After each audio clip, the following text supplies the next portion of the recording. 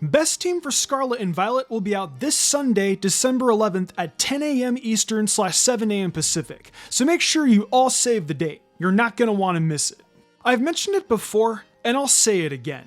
Catching Pokemon in Scarlet and Violet is a lot of fun. And I don't think that's exactly a hot take. Despite the large lack of polish the games have on a technical level, it still manages to capture a certain magic that some fans have been wanting to feel more of in the core games for a long time now, me being one of those fans. That being said, if you want to catch every Pokemon available in the game, it's not all sunshine and rainbows. Even in a scenario with perfect programming, it's clear that some Pokemon are more difficult to catch than others, usually intentionally so, but not always. So what exactly are the hardest Pokemon to catch in Scarlet and Violet? Let's find out. Before we start though, you guys should head over to Mystic Umbreon Shorts, where we'll be having daily Scarlet and Violet content coming out, as well as daily Pokemon facts. After the best team goes up, I will actually be starting a brand new Scarlet and Violet series exclusively over there on Mystic Umbreon Shorts, that I think the majority of you guys will like. Also, if you like anime and fanfics, head over to Mystic Reads, where I'm currently reading Road to be a Pokemon Master Kanto Edition,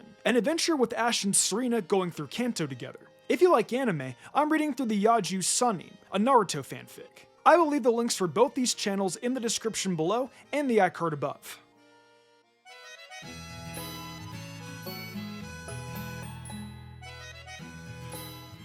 Starting off this list without wasting any time is Glimmet. If you finished this game and have tried completing your Pokedex, then you probably knew Glimmet would appear somewhere on this list. Or maybe you just got lucky and immediately got one when you saw it attached to the wall. But either way, this Pokemon is only available in specific cave areas in the region. Not only that, but even if you know what specific areas and walls it can appear on, it's all too often that you won't find one at all. If you don't even know this Pokemon exists, you can miss it entirely. Now, even if you've gotten lucky enough and have been able to see several Glimmet, the fact that it doesn't appear often in these specific areas means that something like shiny or nature hunting for the one you might want, if you're more hardcore, can be a serious pain. Also, while the catch rate for this isn't the worst, it's low enough to add another notch to the fact that it's just not an easy Pokemon to just randomly come around. That being said, this all still could be a lot worse, which is why this Pokemon is only at our number 10 spot.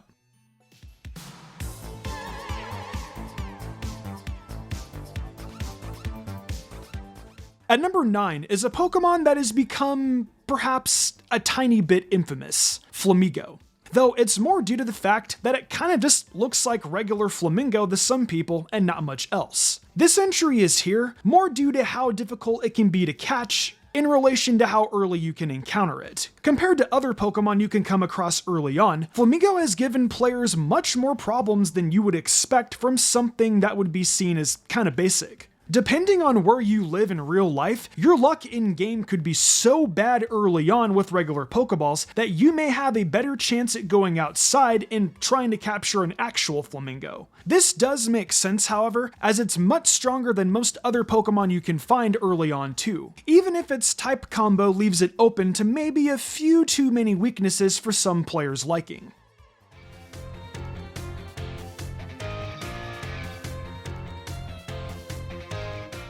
Here at number 8, we have more of a general placement rather than a specific Pokemon. I'll keep this brief, but essentially, the placement belongs to pseudos in general. They are available earlier than some may expect, but that's not totally new. Recent generations have had some pseudos available early on that may not have been expected either, so there's not too much new to say. That being said, these pseudos will typically be harder to catch than something like Flamigo, especially with how lesser equipped you are during those earlier points in your adventure. You'll be tempted to give it a shot with weaker Pokeball choices, and before you know it, you've spent over 10 balls on a single Pokemon.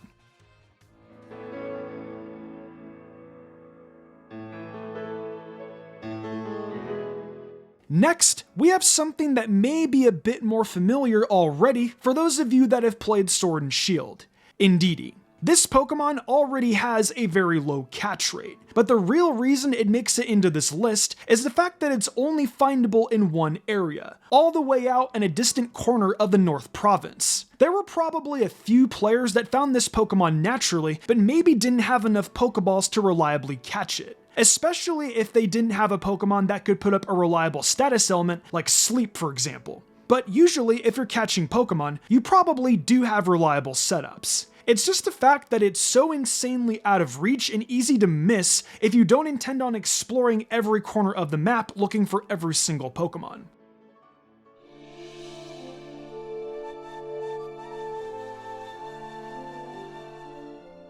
At number 6, we've got Bombirdier. This I would only consider a tiny bit more difficult than Indeedee, our previous entry. Bombirdier is much easier to find early in the game, but that catch rate is pretty low. You can mostly find this Pokemon on the western part of the map, but if you come across it early, you're going to have some serious problems actually catching it. Whereas with Indeedee, by the time you cross it, you'll likely be pretty well equipped to deal with the goal of catching one. Not to mention, depending just exactly how early you come across a Bombirdier, you kinda sorta might get destroyed. This thing's speed is pretty decent, and its physical attack stat is over 100. Every time it breaks from your Pokeball, and it's not under something like the sleep status effect, it's going to hurt your team, especially if it's filled with a bunch of much weaker unevolved Pokemon.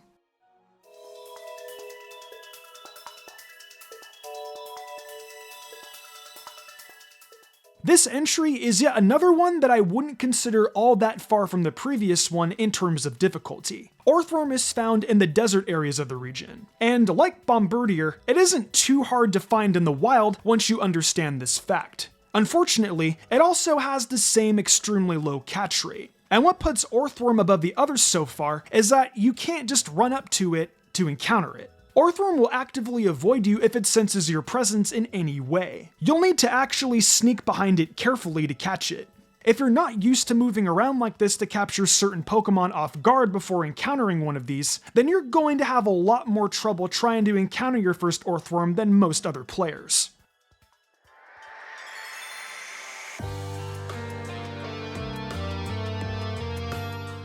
Here's a Pokemon that you pretty much only encounter later on in the game rather than earlier, Dondozo.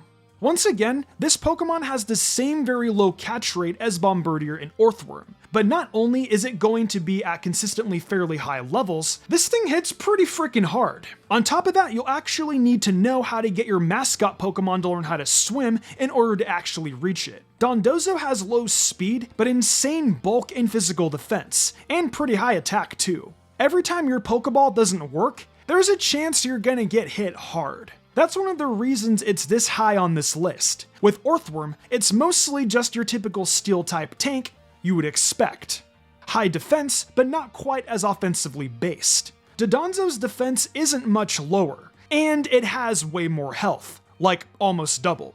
But at least with high health, you're less likely to cause this Pokemon to faint by accident. A low catch rate can be dealt with as long as you're prepared. But if a strong Pokemon can't be controlled too well by the player, it'll start chipping away at your team as you're wasting turns just throwing balls at it. These situations where turns are spent just attempting to catch a Pokemon means that its low speed won't matter, it's just going to try to feast on your team while you try to catch it each turn. Thankfully, stuff like net balls and even timer balls can help you with this one if you're struggling.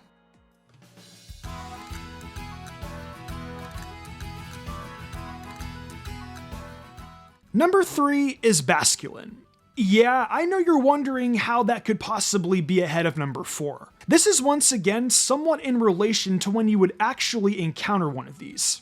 If you're watching this and haven't had too much time to play Scarlet and Violet, and maybe have only had time to get like one badge, there's a good chance you've at least seen Basculin swimming across a river or something. If you see one of these before you know how to swim, it's kind of a pain to enter and encounter with, but it is very much possible. And if you're facing one of these this early, then it's probably the hardest catch rate you've faced up to that point, being once again the same as the previous entry. Basculin is not seen as a terribly impressive Pokemon, but it will be stronger than your Pokemon near the start of the game. You also won't have access to net balls or even ultra balls at this point of the game either, outside of maybe just one or two you may happen to come across in the open world nearby. There's also just the idea of attempting to catch this thing in the first place. Unless you're the type of player that has to catch every new Pokemon they see, and hey, I don't blame you. I did that myself. Or you're specifically trying to complete the dex, most people may just end up ignoring this Pokemon for better or for worse.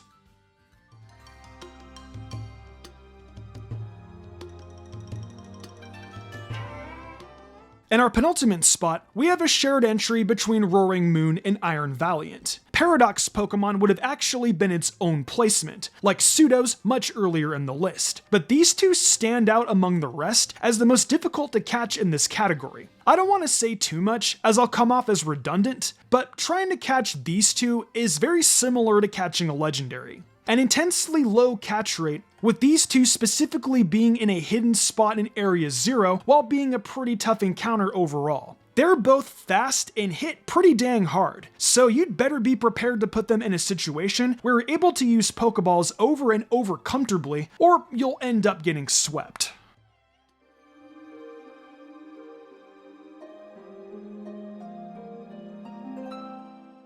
With our previous entries out of the way, I think it's safe to say that our number 1 spot is pretty obvious. The 4 treasures of Ruined Pokemon. All 4 of them have a lower catch rate than anything on this list, albeit still not quite the lowest in the series. But the catch rate can always be overcome. It's the process of even getting to these guys that makes putting them at the number 1 spot feel like a no-brainer. In order to access these areas where these Pokemon are hidden, you need to find 8 stakes that each Pokemon is associated with. That's 32 stakes in total if you want to catch all 4. While it's not too terrible after your first or second one you've caught, the process starts to feel extra tedious for most players. Of course, they're legendaries, and for the most part, these Pokemon have effective stat distribution, either being really fast with high damaging power, or having high damage with very chunky bulk. So, like with the previous entry, you'd better be prepared to deal with these Pokemon when the time comes to encounter them.